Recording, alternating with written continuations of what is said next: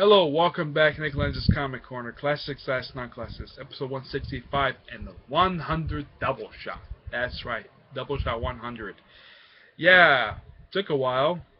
Finally here for 100 Doubleshot, okay? First up, and by the way, they're both X-Men trades. First up is the last trade, though I haven't reviewed the first three trades yet of this, of X-Men, Volume 5, The Burning World, containing the final 4 issues of this particular series version of X-Men, issues 23 and 26.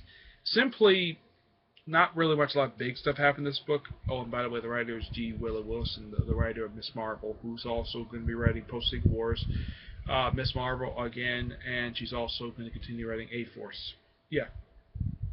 The writing is actually not bad in here. I gotta give credit for her for doing that, and not bad choice for her doing this series because she's done a fantastic job with Miss Marvel. Simply, the story is that Krona, basically, who's the lawn of the Jean Grey Institute for Higher Learning, is sick, so they have to do stuff with the Kree. The Inhumans show up in here. It's a bit confusing at best, but to end on this sort of weird note for this particular series, especially since there's no science, this particular series is coming back post-Secret Wars. And the lineup with this book is Storm, Rachel Gray, Psylocke, and Jubilee. It's only 5 women. Yeah, and it's been away for a little while. This, well, the best thing about this book is the writing, so is the artwork. The story itself is kind of weak, in lack of a better term. No disrespect to G. Willow Wilson, the writing is good, the plot is not very good. It's okay at best. The previous book was still pretty good as well. But I give this book an 8.55. It's not bad. I'd definitely recommend you all try this. If you're fans of Miss Marvel, you probably give this anyways. Plus the fans of those characters. Next up is the last trade for Amazing X-Men. This is Volume 3, Once and Future Juggernaut, containing issues 13, 19, and number 1.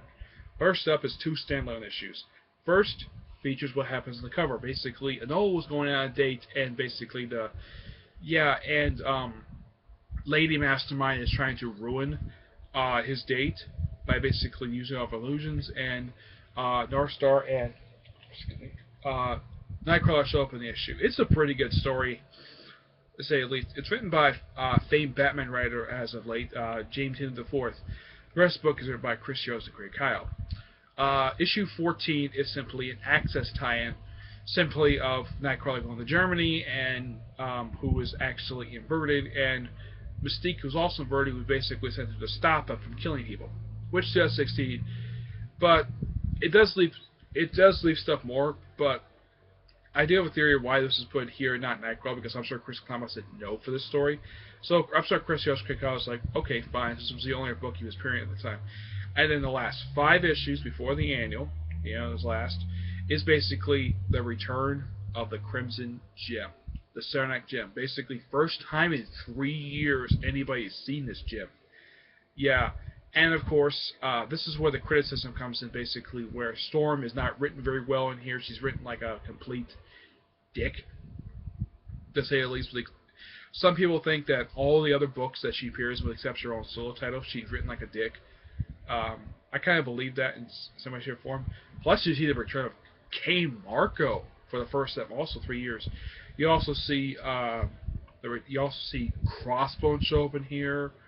The Living Sphinx, man, he himself was a very obscure character. I don't think anybody's seen him since the 12 crossover back in 2000. But otherwise, though, at the end, basically, K. Marco becomes a Juggernaut again. It's not really big surprise. But this is that was an awesome story. This is a great read. And then the last story is sort of the annual, which is a Storm-centric story. And it's actually really good, and it does count. It's very well written, and I think it's written by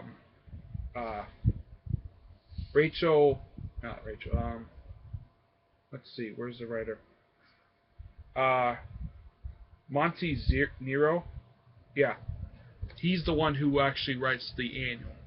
The annual is fantastic. I definitely recommend this, plus the previous 2 trades. I get this book a 9 out of 10. Okay?